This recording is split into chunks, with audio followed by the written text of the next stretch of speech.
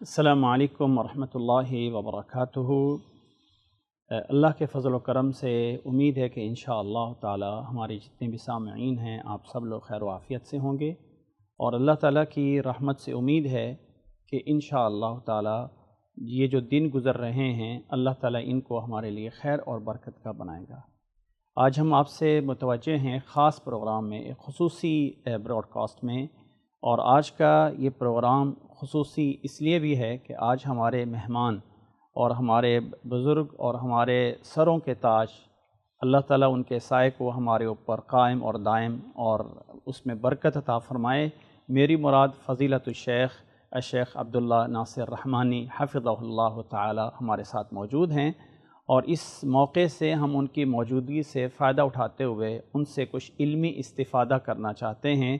امید ہے کہ انشاءاللہ تعالی ہمارے سامعین کے لیے بہت بڑا فائدہ ہوگا۔ یاد رکھ لیجئے یہ پروگرام آپ ہمارے الحسان ٹی وی سے سن رہے ہیں۔ الحسان ٹی وی کی نشریات پورے ایشیا میں پاکسیٹ کے تھرو سے جا رہی ہیں۔ اسی طرح امریکہ اور کینیڈا میں آپ ہمیں امازون فائر اسٹک سے، روکو باکس سے، یا آپ ہمیں آئی پی ٹی وی سے جو ہے وہ جوائن کر سکتے ہیں۔ یہ تمام ہماری نشریات امریکہ میں، کینیڈا میں اور یورپ میں سب میں جو ہے وہ چل رہی ہیں۔ تو وقت کی نزاکت کے پیش نظر ہم اپنے پروگرام کی طرف آتے ہیں۔ تو فضیلت الشیخ حافظ عبداللہ ناصر رحمانی حفظہ اللہ تعالی، امید ہے کہ شیخ انشاءاللہ تعالی آپ خیر و عافیت سے ہوں گے انشاءاللہ تعالی۔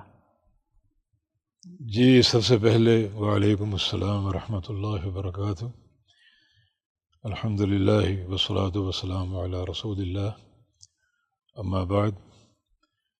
آپ کا بہت شکریہ، اللہ آپ کو جزائے خیر دے کہ آپ نے یہاں مدعو کیا اور یہ سیٹ اپ دیکھ کر اور پروگرام سن کر، اور جو اللہ نے قبول عام دیا ہے، بڑا متاثر ہوا ہوں۔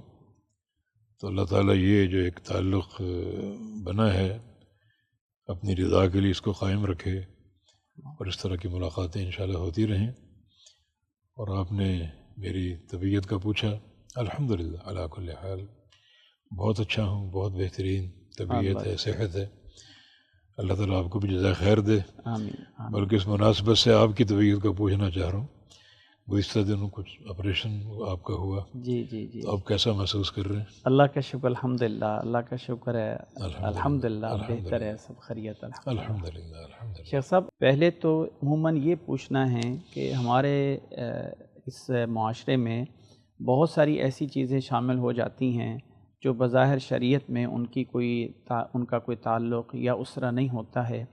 کیا یہ جو مہینے ہیں، محرم، صفر، ربیع الاول، ربیع الثانی، جمادی الاولیٰ، جمادی الثانی، ان میں سے ان مہینوں میں کون سا مہینہ رمضان مبارک کا تو افضل ہے ہی ہے، یا حرمت والے مہینے ہیں؟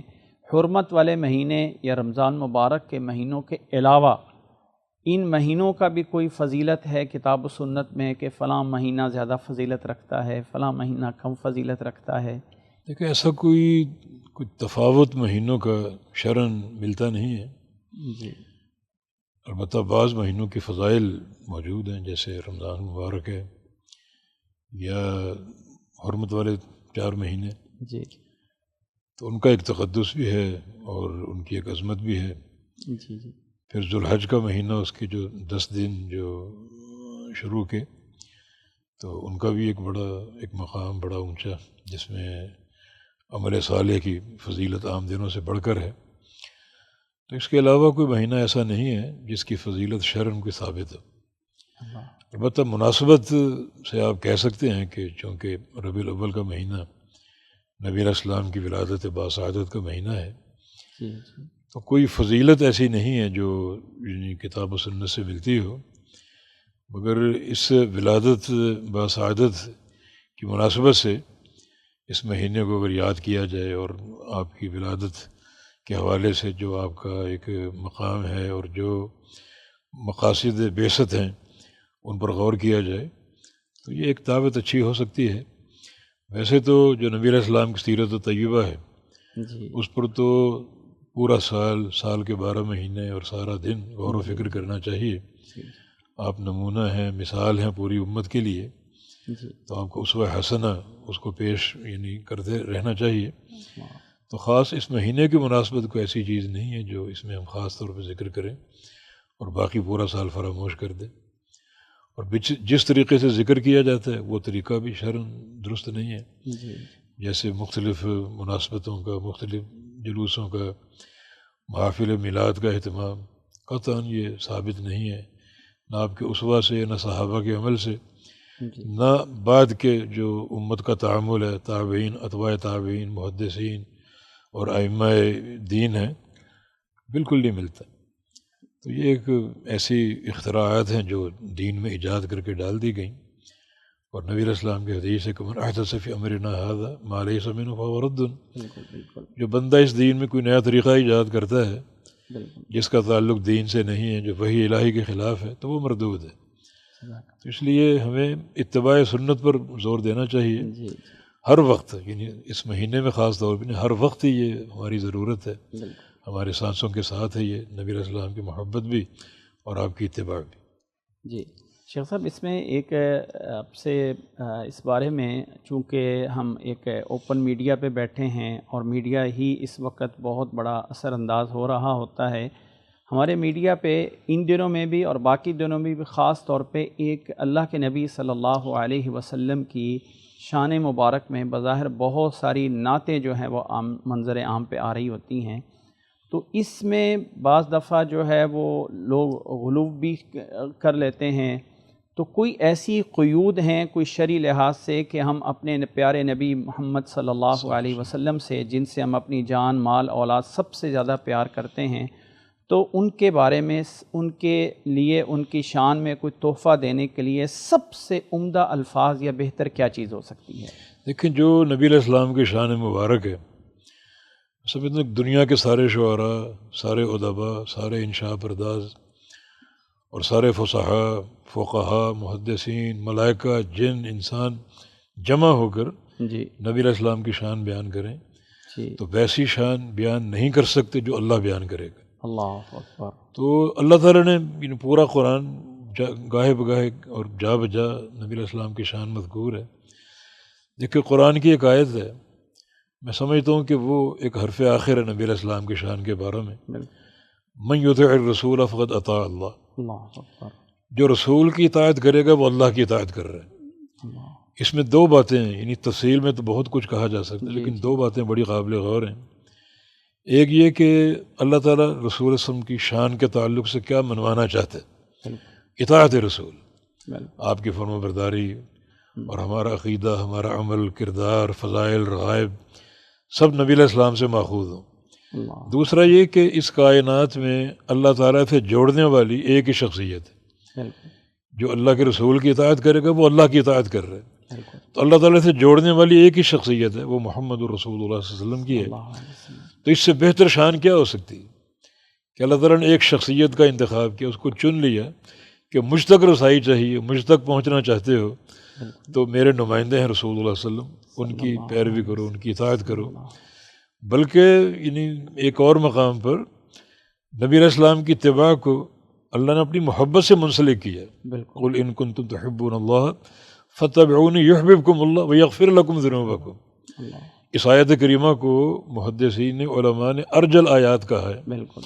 جتنی قرآن کی آیتیں ہیں سب سے زیادہ جو اللہ کی رحمت سے ایک امید وابستہ کرنے والی آیت ہے وہ یہ آیت کہ تم اللہ کی محبت کے دعوے دار ہو، اگر اس دعوے میں صداقت چاہتے ہو تو میرے حبیب کی اتباع کر لو. اس کے دو ثمرات ہیں، اللہ تم سے محبت کرے گا اور تمہارے گناہوں کو معاف کر دے گا. ارجل آیات اس لیے ہے کہ جنت کے داخلے کے دو اسباب ہیں، ایک اللہ کی محبت اور اس کی رضا اور اس کی رحمت، دوسرا گناہوں سے پاک صاف ہونا. اور دونوں اسباب یہاں موجود ہیں. اساس کیا ہے؟ نبی علیہ السلام کی اتباع. تو نبی علیہ السلام کی اتباع نہ صرف یہ کہ بندوں کو اللہ سے جوڑتی ہے، بلکہ نبی علیہ السلام کی اتباع بندوں کے لیے اللہ کی محبت کا ذریعہ بن جاتی ہے اور بندے اللہ کے محبوب بن جاتے ہیں. یہ مقام کسی اور شخصیت کا نہیں ہے. اب وہ باتیں جو ہم آپ کی شان کے تعلق سے کرتے ہیں اس میں غلو بھی ہوتا ہے. میں ایک شعر پیش کرتا ہوں جو بعض اوقات سننے میں آتا ہے کہ اٹھا کر میم کا گھونگھٹ جو جھانکا تیری کملی میں، اللہ اکبر، تو دیکھا ذات احمد میں احد رو پوش رہتا ہے. یعنی شاعر کیا کہہ رہی ہے اللہ، یعنی کیا اس الفاظ کہوں میں کہ اللہ تعالیٰ احد ہے اور نبی علیہ السلام احمد ہے. جی جی تو احد میں 3 حروف ہیں، احمد میں 4 حروف ہیں. یعنی احمد میں 1 حرف زائد ہے جو کہ میم. جی اس میم کا کیا رمز ہے؟ تو میم کے گھونگھٹ کو اٹھا کر جو دیکھا تو مجھے یہ محسوس ہوا کہ وہ احد جو ہے نا اللہ، وہ احمد کے اندر روح پوش ہے. اللہ. یعنی آپ کی شان کی آڑ میں کفر، ایسا غلوف جو بندوں کو کفر میں اور بربادی میں دھکیل دے، یہ شان تھوڑی ہے. آپ کتاب و سنت کو دیکھیں، بھرا پڑا ہے نبی علیہ السلام کی شان سے، آپ کے اونچے مقام سے. میں کہتا ہوں کہ آپ کی اطاعت ہو جائے نا کہ آپ رسول اللہ ہیں اور ان کی اطاعت فرض ہے، اس کے تحت ساری شان آپ کی آ جائے گی. جو آپ کا مقام، جو آپ کی شان، آپ سید ولد آدم ہیں، امام الانبیاء ہیں، قیامت کے انبیاء کے قائد ہوں گے، لواء الحمد آپ کے ہاتھ میں ہوگا، مقام محمود آپ کو ملے گا، مقام شفاعت کبریٰ آپ کو حاصل ہوگا. یہ سب کیوں ہے؟ کیونکہ آپ رسول اللہ ہیں. رسول اللہ مان لیا، سب کچھ مان لیا. اور رسول اللہ ماننے کا تقاضا ایک ہی ہے کہ آپ کی اطاعت ہو، فرمانبرداری ہو. نبی علیہ السلام دنیا میں آئے ہیں اپنی اطاعت کا سکہ قائم کرنے کے لیے، نہ کہ لوگوں کو بتانے کے لیے کہ میری زلفیں کیسی ہیں، میری کملی کیسی ہے، رخسار کیسے ہیں، ہونٹ کیسے ہیں، چال کیسی ہے. اطاعت کا سکہ یہ ہوگا تو ہدایت. اس میں شیخ اگر ہم تھوڑا سا یہ ایڈ کر لیں کہ نبی صلی اللہ علیہ، آپ سے تصدیق چاہوں گا کہ آپ صلی اللہ علیہ وسلم کی تعریف کرنے کے لیے ہماری طرف سے جو سب سے بڑی چیز ہو سکتی ہے وہ یہی ہو سکتا ہے اللہم صلی علی محمد وعلی آل محمد. یعنی آپ صلی اللہ علیہ وسلم پہ درود بھیجنا، اس سے بڑھ کر تو کوئی اور چیز نہیں ہو سکتی. جی جی بالکل بالکل. بلکہ شیخ صاحب اس میں کچھ دن پہلے کسی عربی کا ایک بیان سن رہا تھا تو ایک عجیب نکتہ سا آیا، میں آپ سے اس کی تصدیق چاہوں گا کہ فرمایا کہ قرآن مجید میں اللہ تعالیٰ نے، وہ مجھے کنفرم فگر نہیں ہے یاد، کہ 89 دفعہ قرآن مجید میں آیا ہے یا ایھا الذین آمنو، اور ہمیشہ آیت کی ابتدا یا ایھا الذین آمنو سے ہوا، سوائے ایک جگہ پہ کہ آیت کی ابتدا یا ایھا الذین آمنو درمیان میں آ رہا ہے. صرف ایک ایسا مقام ہے کہ جس میں اللہ نے یا ایھا الذین آمنو کو مخاطب کرنے سے پہلے اپنا اور اپنے فرشتوں کو پیش کیا ہے کہ ان اللہ و ملائکتہ یصلون علی النبی یا ایھا الذین آمنو صلوا علیہ. بہت نفیس بات. یعنی ایک باقی تمام جگہوں پہ آیت کی ابتدا ہی یا ایھا الذین آمنو سے ہوتی ہے. بالکل. لیکن اس آیت میں اللہ نے یہ کہا کہ گویا کہ سب سے افضل عمل ہم اگر نبی صلی اللہ علیہ وسلم کی شان میں کچھ دے سکتے ہیں تو اس میں میرا خیال یہ ہے کہ نبی کے درود پہ یا اس سے بڑھ کر کوئی اور چیز نہیں ہو سکتی. اس مقام کا آغاز اللہ تعالیٰ نے اس رشتے سے کیا جی جو اللہ نبی اور فرشتوں کے درمیان. بالکل بالکل. اور پھر اہل ایمان کو کہ تم بھی اس میں داخل ہو جاؤ، اس میں شامل ہو جاؤ، بالکل، اور میرے نبی پر کثرت سے درود پڑھو. اللہ. اس میں شیخ صاحب ایک اور ہم اس پہلو کو اجاگر کرتے ہوئے یعنی کچھ مفسرین کے نکات یہ بھی ہیں کہ اللہ تعالیٰ نے اپنی عبادت کے لیے اپنے لیے ایک لفظ بولا ہے قرآن مجید میں ہمیشہ، اطیعوا اللہ اطیعوا اللہ اطیعوا اللہ، اور اپنے نبی صلی اللہ علیہ وسلم کے لیے 2 لفظ بولے ہیں، ایک اطیعوا الرسول اور دوسرا اتباع، ان کنتم تحبون اللہ فاتبعونی. تو نبی کو ماننا، ایمان لانا بھی تبھی پورا ہوگا ان کی اطاعت جب ان کی اتباع کے اندر ہو کے رہے گی. جی جی. اطاعت جو ہے نا وہ آپ کے اقوال مبارکہ کو ماننے کا نام ہے. جی. اور اطاعت کا مادہ طوعن، طا و عین، اس میں خوشی کا معنی ہے. جی. صرف وہ اطاعت قابل قبول جو شرع صدر سے، پوری خوشی سے، انبساط سے، بلا اکراہ اور بغیر کسی ضیق اور کی تنگی محسوس کیے ہوئے، جی جی جی وہ اطاعت قابل قبول ہے. اور اتباع جو ہے وہ پوری پیروی کا نام ہے. اللہ. لفظ اتباع جو ہے نا، یہ اس کا مادہ طبیعن، تا با عین، اور طبیعن عربی میں گائے کے بچھڑے کو بولتے ہیں. جی طبع. کہ ہاں دیکھیں آپ اس کو، وہ اپنی ماں کی کس طرح پیروی کرتا ہے، اس کی ادا کو اپناتا ہے، اس کے پیچھے چلتا ہے، جہاں منہ ڈالے وہ ڈالتا ہے، وہ بیٹھے وہ بیٹھ جاتا ہے، کس طرح لاڈ کرتا ہے. جی تو اتباع پوری پیروی کا نام ہے. اتباع آپ کے عمل کو اپنانے کا، اور اطاعت آپ کے اقوال کو پورے انبساط اور پوری خوشی کے ساتھ اور پوری محبت کے ساتھ. شیخ صاحب اللہ آپ کو جزاک خیر عطا فرمائے. یہ بہت ہی عمدہ اور بہت ہی قیمتی باتیں ہیں ہمارے سامعین کے لیے. شیخ صاحب اس میں آپ سے اسی ضمن میں ایک نصیحت چاہیں گے کہ ہم اپنے نبی صلی اللہ علیہ وسلم سے یقیناً محبت پیار کرتے ہیں، اور اگر اس میں تھوڑا سا آپ اس چیز پہ بھی وضاحت کر دیں کہ آپ صلی اللہ علیہ وسلم پہ درود شریف پڑھنے کے لیے سب سے اچھے کلمات کون سے ہونے چاہیے اور اس کے لیے اوقات کون سے ہونے چاہیے جس میں انسان زیادہ سے زیادہ پڑھ سکتا ہے، یا اس کے زندگی کے معاملات کے لیے دعاؤں میں کتنے فضائل ہیں اس کے لیے؟ دیکھیں، جو درود ابراہیمی جو نصاً ثابت ہے اور نماز میں پڑھنے کا حکم بھی ہے، ظاہر ہے کہ جو درود نماز کے لیے منتخب کیا گیا اس سے افضل کلمات تو ہو نہیں سکتے، بالکل، اللہم صلی علی محمد وعلی آل محمد۔ لیکن اگر آپ اختصار سے پڑھنا چاہیں جو صلی اللہ علیہ وآلہ وسلم، یہ الفاظ بھی کافی ہیں، اللہم صلی علی محمد وبارک وسلم، یہ الفاظ بھی کفایت کر جائیں گے، مگر سب سے افضل صیغہ وہی جو درود ابراہیمی کے نام سے، اس کے پڑھنے کے مخصوص اوقات نہیں ہے کوئی، ہر وقت پڑھ سکتے ہیں، لیکن جمعرات کا اور جمعہ کا آپ نے تعین کیا ہے کہ اکثر علیہ فیہ الصلاۃ، کہ اس دن مجھ پر کثرت سے درود پڑھا کرو، تو جمعہ کا دن خاص طور پہ جمعہ کی رات سے شروع کر دیں، نبی علیہ السلام کی ذات گرامی پر کثرت سے درود پڑھا جائے، ان 10 رحمتوں کا نزول ہوگا ایک بار کے درود پر، 10 گناہ معاف ہوں گے اور 10 درجے جنت میں بلند ہوں گے۔ اور ابی بن کعب کی حدیث جو ہے کہ اگر میں ذکر کرنا چاہوں، دعا کرنا چاہوں تو آپ پر کتنا درود پڑھوں؟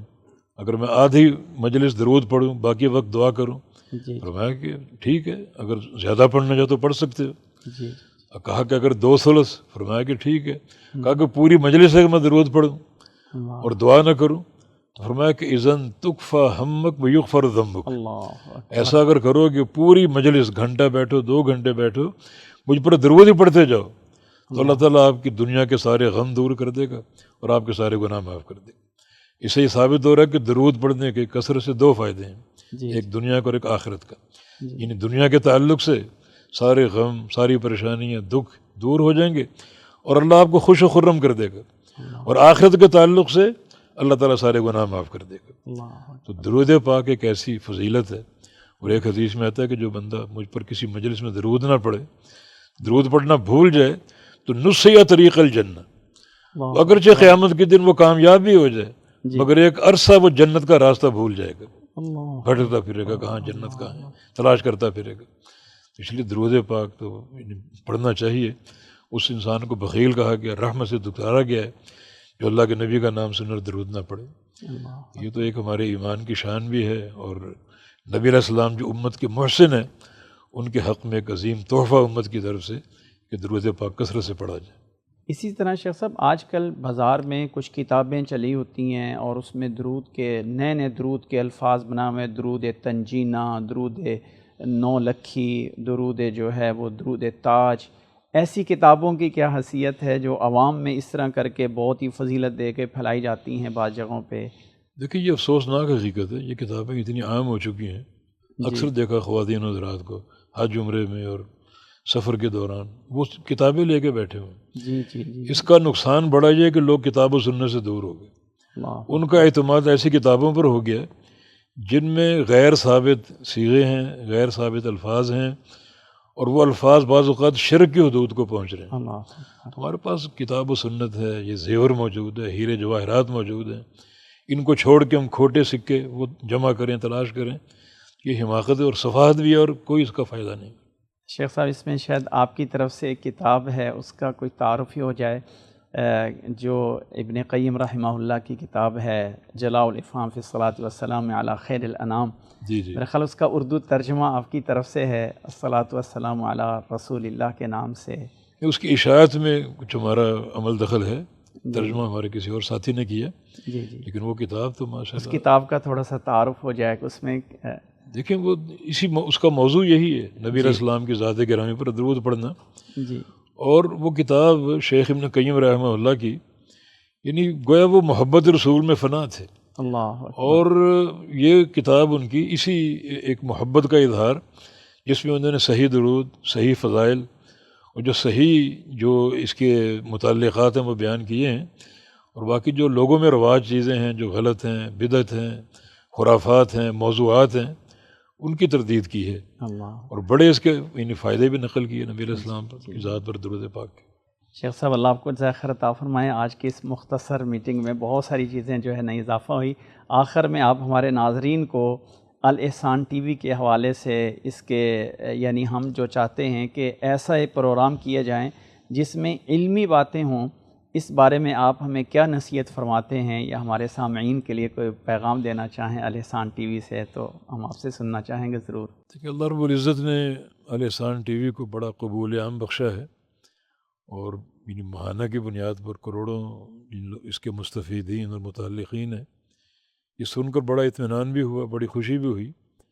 تب یہ ہے کہ اتنا جب اللہ نے قبول عام دے دیا، اور ہم دعا کرتے ہیں کہ اللہ تعالیٰ اپنے عباد و بلاد کو جو ہے وہ برکتوں سے بھر دے، نور سے بھر دے اس چینل کے ذریعے، تو صحیح علم پر ارتکاز، علماء کا انتخاب، راسخین فی العلم، جو صحیح علم لوگوں تک منتقل کریں، صحیح رہنمائی کریں۔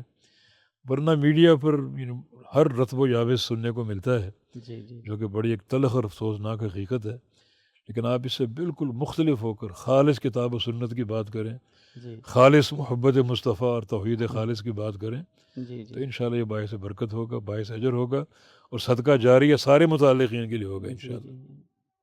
سامعین، اللہ تعالیٰ آپ سب لوگوں کو بھی جزائے خیر عطا فرمائیں۔ ہم اس پروگرام کے اختتام کی طرف جاتے ہیں۔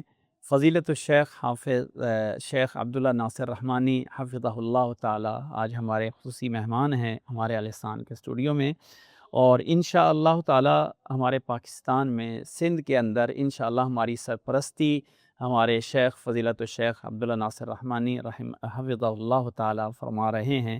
اللہ تعالیٰ آپ سب لوگوں کو بھی جزائے خیر عطا فرمائے۔ انشاءاللہ شیخ سے ہم گزارش کرتے ہیں کہ ہمارے اس چینل کے ساتھ وہ مسلسل جو ہے ایک سلسلہ وار پروگرام جو ہے چلتا رہے گا۔ اللہ تعالیٰ آپ لوگوں کو بھی جزائے خیر عطا فرمائے، اور اللہ تعالیٰ ہمارے استاد محترم کو بھی جزائے خیر عطا فرمائے۔ اسی کے ساتھ اجازت لیتے ہیں، انشاءاللہ تعالیٰ آئندہ پروگراموں میں آپ کے ساتھ سلسلہ جاری رہے گا۔ جزاکم اللہ و احسن الجزاء۔ السلام علیکم ورحمۃ اللہ وبرکاتہ۔